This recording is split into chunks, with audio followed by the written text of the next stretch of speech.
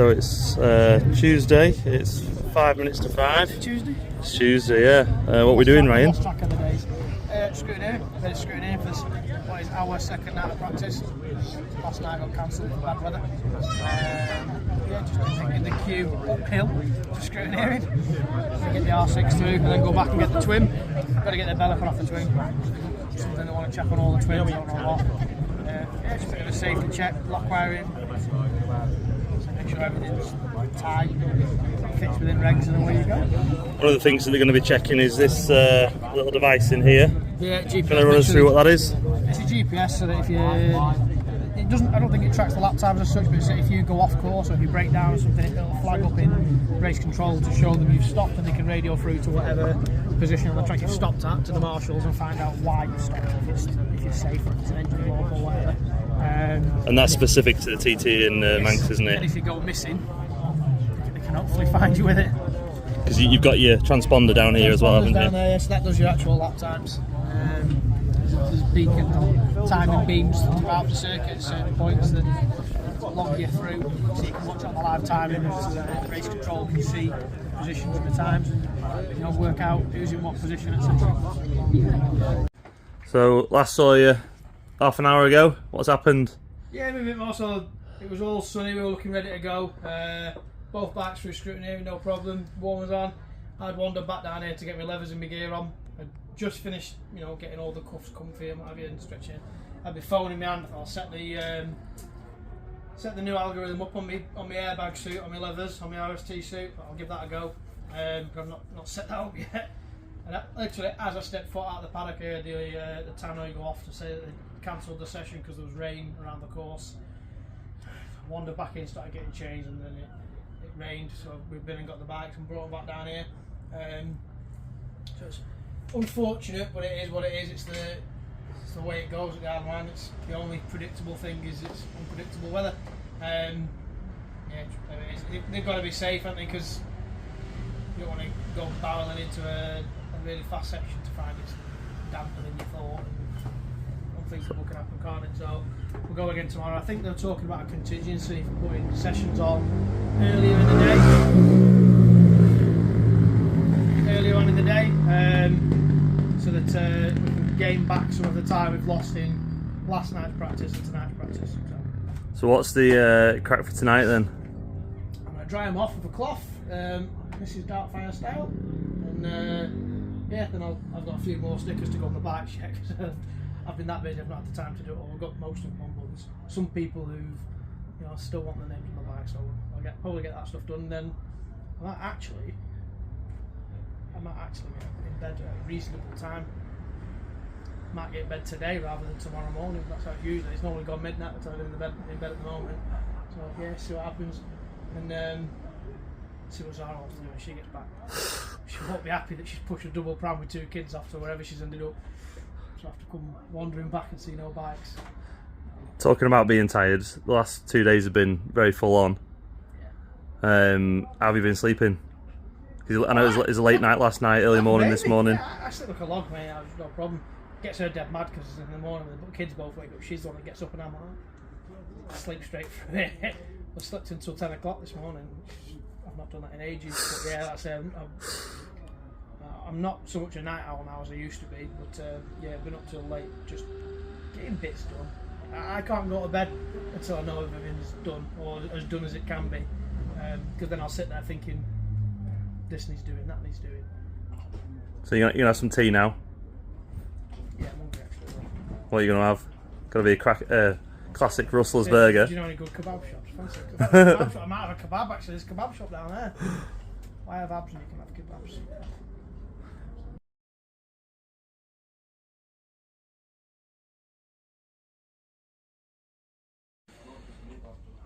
Right, so we're back in the shed. In the shed? What's awning? Awning.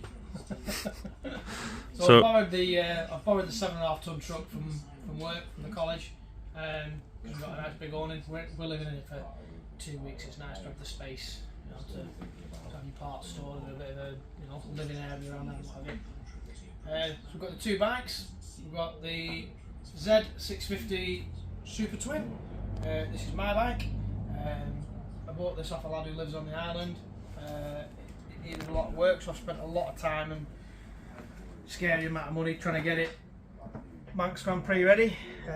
Mainly just safe and reliable is what I've been looking for, and rideable. Yeah, a lot of time and effort's gone into it. I call it a Franken bike because it's ugly as anything, but it's a mishmash of different parts put together. But it's alright, I'm hoping it's going to go well. Hope it's going to be fast, most importantly. Yeah.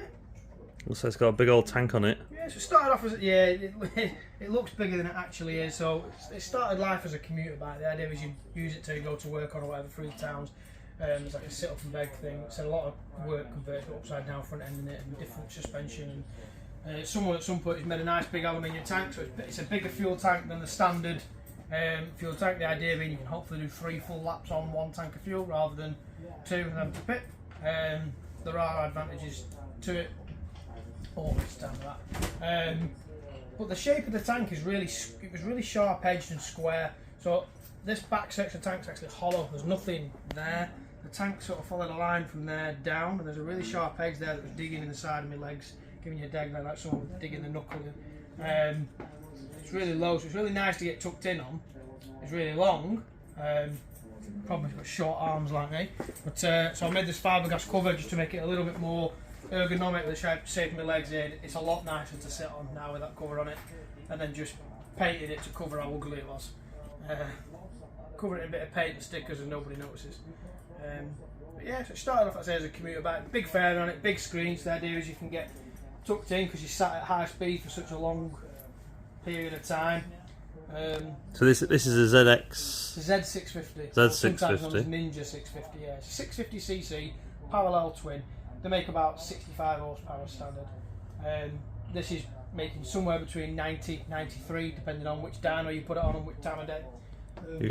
You pump the tyre pressure right up if you want to get some figures that say it's a bit higher than it is. So you've tweaked the throttle bodies as well. Got bigger throttle bodies on it, so it's an X12 throttle bodies on it, which have caused us issues. We think we've solved it though. There was an issue with the throttle position sensor.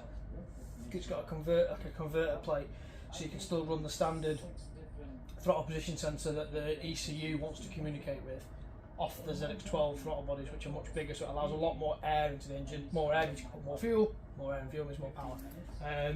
So it's like, effectively, if you imagine a standard bike you can only open to 100% throttle, I can now get like 120% throttle effectively. So yeah, getting more in gives you more power. Yeah, it was running a bit of a pig, wasn't it, beforehand? Yeah, it was pretty much unrideable, to be honest with you.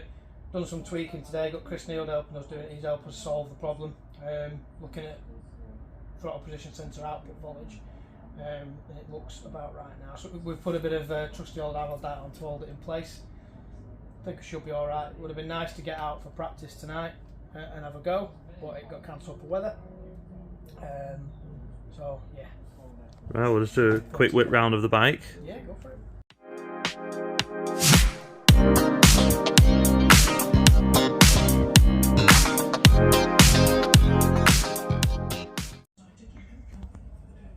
Right, so we've just gone around the bike. Do you want to tell us a few bits about what you've got on it? Okay, so we've got a great big front mud guard on it, Moto 2 star front mud guard that I bought off Ryan Farquhar. Ignore the paint, it was very last minute thrown on. It's black, that'll do, it hides it. Big screen, makes it a little bit easier to get tucked in behind. I have got a slightly smaller screen that I might try as the week goes on, because this ridge at the top of the screen it is right in my eye line when I'm sat on it with my height. When I lift my head up a bit, as to where I'm looking in the distance, the screen is just in line with it, so I'm having to sometimes duck slightly to look through the screen or crane my neck slightly to look over it. It's just so I might change as the week goes on, like I say, as you get faster. We'll see, but that's there as an option. But yeah, big screen, it's just easier to get tucked in behind. You don't have to have your chin pressed on the tank all the time to get out of the wind, and at speeds you feel the wind. I put a bit of what's called a bum stop on the seat because I'm only short, and once you're on the bars, I'm sat quite far forwards in the seat. It's a struggle to steer when you're trying to keep the bike in a straight line or change direction at high speed. If I've got something to push my bum against, it just makes the pushing against the walls a little bit physically easier. It is a bit of a cramped up thing to ride. Like I say, I need longer arms and shorter legs for this, if I'm honest with you. But there's not much else I can do about that horse really, but I'm happy enough with it.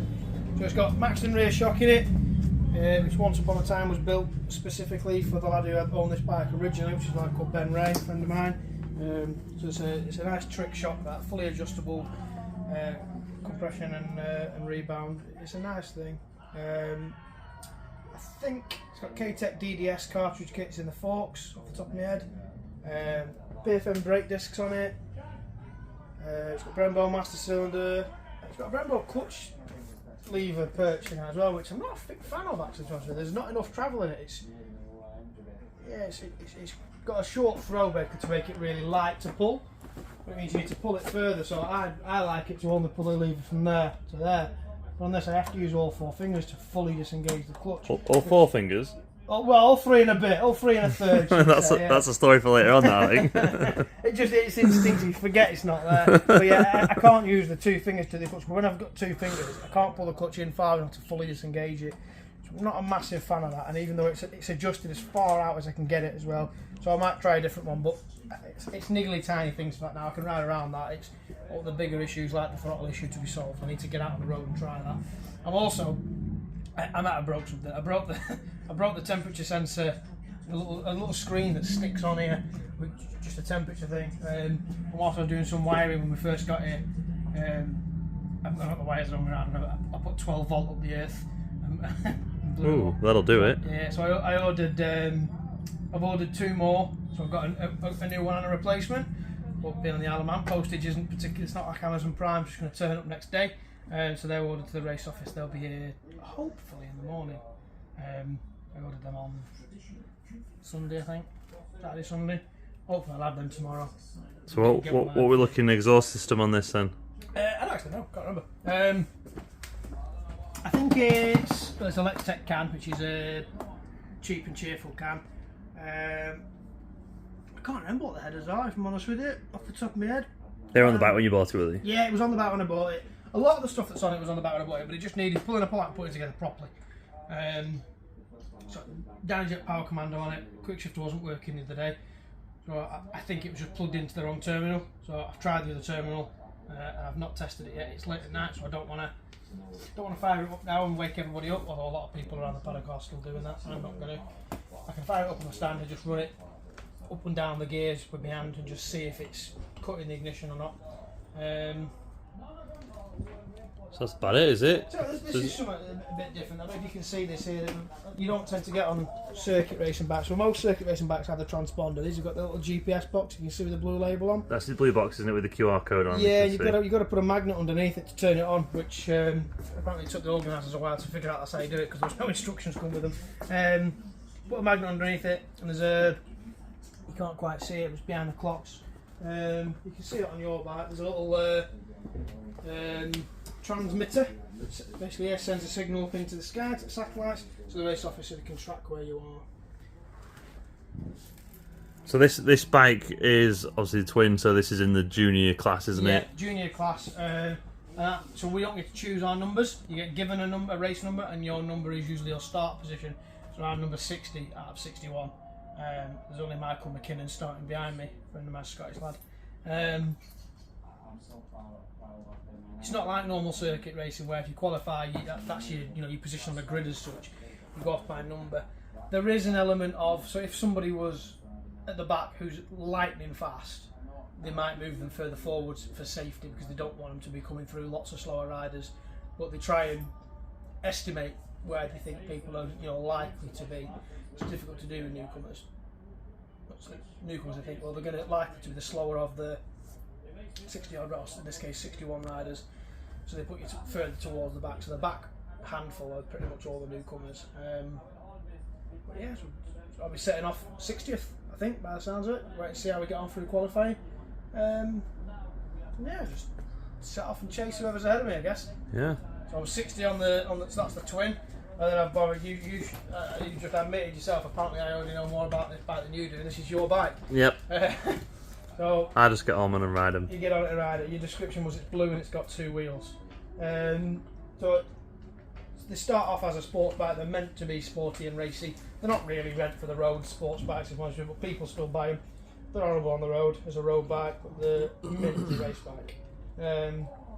So 600cc across the frame, 4-cylinder, 4-stroke. They make about 117, 118 horsepower as a road bike. A few light changes, like it's got a full arrow exhaust system on it, titanium exhaust system, power commander on it, different air filters, a couple of bits and bobs. And we had this on Kringle's dyno the other day, didn't we? We had 122, which is strong for a stocker, for a stock motor, because it's not got any tweaky bits in the engine as it's a standard engine.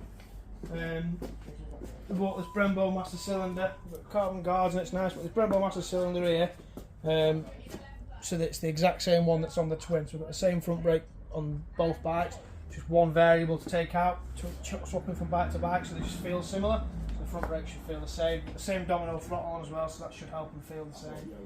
This is just a hell of a lot faster. So whereas that's about 90 horsepower, that's about 120 horsepower, but it revs to 16,000 RPM. That only revs to 10.5. So the way it delivers it is very different. You've got to keep it screaming. It's actually nicer to ride. It's a lot more comfortable, a lot more spacious. It just it's a bit more ergonomic. It just feels like putting on a pair of old boots. Yeah, it's a nice thing. Wasted on you, isn't it? Yes. Yeah, so thanks for lending it us. Oh, one sec. My delivery driver's ringing me. One sec. Yeah. Right, my delivery driver's here. I'm going to have to go and get me food. We'll do a bit. Thanks for lending it us. Let's say I stripped, give it a bit of a service, something that I don't think you've done for a while. So yeah, it's ready to go. We'll run through this a bit more tomorrow, shall we? And in a bit more detail. Add a bit more. Go through tyres and. See if we don't bore you all to death. Yeah. Right, we'll see you later. Go on,